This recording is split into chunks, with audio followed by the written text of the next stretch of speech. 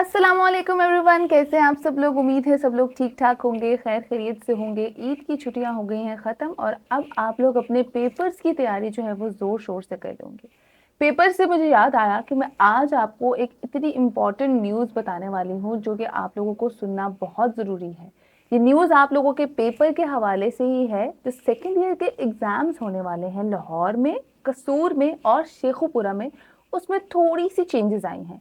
Papers जो हैं थोड़े से डिले होने वाले हैं। अब कौन कौन से वो 2 पेपर्स हैं जो डिले होंगे और किस रीज़न से होंगे, मैं आप लोगों को अभी तफसील से बताती हूँ।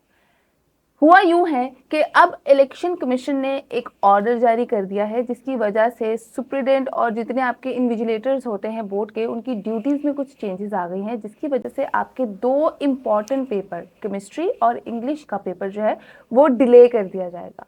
डिले होने की रीज़न भी यही है, इलेक्शंस तो ऑलरेडी हो चुके हैं मगर अब ज़मीनी इलेक्शंस जो हैं वो होने वाले हैं, जिसमें कुछ किसी वजह से उन्होंने सेकेंड ईयर के केमिस्ट्री और इंग्लिश के पेपर की डेट्स जो है वो चेंज कर दी। तो मैं डेट्स आप लोगों को अनाउंस कर दूं कि 20 अप्रैल 2024 को आप लोगों का होना था केमिस्ट्री का पेपर और 22 अप्रैल 2024 को आप लोगों को होना था इंग्लिश का पेपर, जो कि अब नहीं होगा क्योंकि शेखुपुरा पीपी 139 में जो है वो इलेक्शंस होने हैं रिपीटेड, और उसके अलावा कसूर में 132 एनए में जो होने हैं इलेक्शंस रिपीट होने हैं। तो इस वजह से कसूर और शेखुपुरा में तो कंफर्म पेपर्स जो है वो चेंज हो जाएंगे, मतलब आपकी डेट्स जो है वो चेंज हो जाएगी। और पॉसिबिलिटी है कि लाहौर में भी इन सिचुएशन की वजह से, इस सिचुएशन को देखते हुए जो री इलेक्शंस हो रहे हैं उसकी वजह से आप लोगों के यही 2 पेपर्स जो है वो डिले हो जाए। अभी तक उन्होंने कंफर्म न्यू डेट्स कोई भी अनाउंस नहीं की, जैसे ही वो अनाउंस करेंगे मैं वो भी आप लोगों के साथ शेयर कर दूंगी। मगर आपको मैं फिर बता दूं कि आप लोगों ने अपनी तैयारी उसी तरीके से रखनी है। हो सकता है डेट्स में ज़्यादा कोई चेंजेस ना आए, ज़्यादा मतलब डिले ना आए, उसके फ़ौरन बाद ही सिर्फ ये 1-2 दिन का गैप आए और उसके फ़ौरन बाद ही आपका इंग्लिश और केमिस्ट्री का पेपर हो जाए। और हो सकता है कि ऐसा भी हो कि सारे पेपर्स आप लोगों के कंप्लीट हो जाएं, जैसे पिछले साल भी ऐसा इशू हुआ था, मुझे याद है अच्छी तरीके से, मैंने आप लोगों के साथ शेयर किया था।